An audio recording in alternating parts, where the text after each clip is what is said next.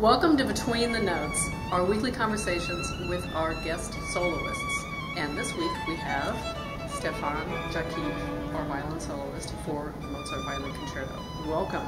Thanks, great to be here. So we have a little bit of history with Stefan. He soloed with us for our 2002 Japan tour, back when you were just a wee lad. I was a senior in high school. A senior in high school, 17. And you were on your way to Harvard. Correct. He was on his way to Harvard, and I remember thinking, this kid is 17? Oh my gosh, he was amazing. It was the Brook Concerto, and it was just wonderful. And so I think the last time I'd seen you in a social situation was at the after party. So we're not going to talk about that. Right. We're not going to talk about that. But we are going to talk about your concerto this week, the Mozart. This concerto, and I always ask this to people because I have this with myself. The very first time that you encountered this concerto, you were obviously under 17. Yes, probably 11 or 12 or something. So, do you remember your first impression of the concerto and how that compares now?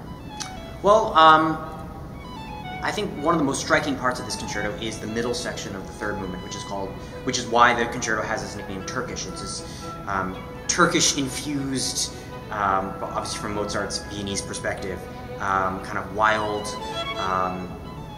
militaristic section.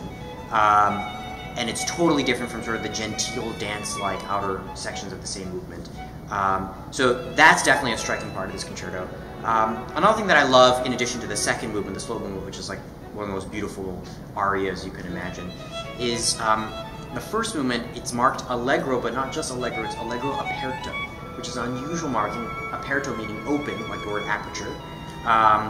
And I think that's a perfect way to describe kind of the joyfulness and the openness and sort of the optimism of this piece. Mm-hmm. So that's what I remember from back then, and each time I come back to it, I've performed it a few times now, I try to capture that sort of joyful openness, like enthusiasm. Mm-hmm. That's such a hallmark of this piece. Yeah.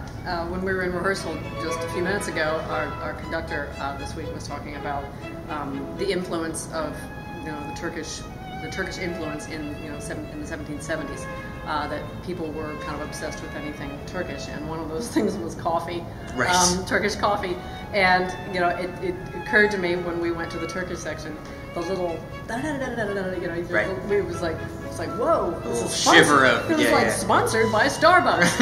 It was like someone had injected like this little caffeine drink. But it's really amazing. And you talked about the joyfulness of the first movement, and the slow movement. It will kill you. Sorry, it'll kill you. It's gorgeous. And then suddenly we're on this joyful little dance, and then we go into the Turkish stuff, which is so cool. So it's just a fantastic piece, and you're playing. We as musicians, we hear an empty hall when we play, and we hear your sound is just so pristine and clear in this hall. I'm hoping that's that way when the people are sitting there. I hope so. People absorb the sound. Right. But it's going to be fantastic. I want to ask you a personal question. What do you do when you've got some free time? You're on tour, going from city to city. What are your Well, one thing that I try to do wherever I go is I love running. I love running. I'm a runner. You're a runner too. Yes. So stress relief. Yes, seriously, stress relief, and also it's sort of a constant that I can do wherever I am. All I have to take with me is just a pair of running shoes. Mm-hmm. And if the weather's nice, like today, if I have the energy, I try, rather than going to the hotel gym, to actually run around the city, because it's a nice way to sort of like get your bearings and get a sense of the flavor of each individual city and get your 10,000 steps in. So there you go. Yeah. There you go. Well, it is a beautiful day here, and I do recommend running around the city. It's gorgeous, especially at the Inner Harbor. Yeah. It's fantastic. Yeah. So anyway, well, thank you so much, Stefan, Thanks for having me. Please come hear this concerto. You will not be disappointed.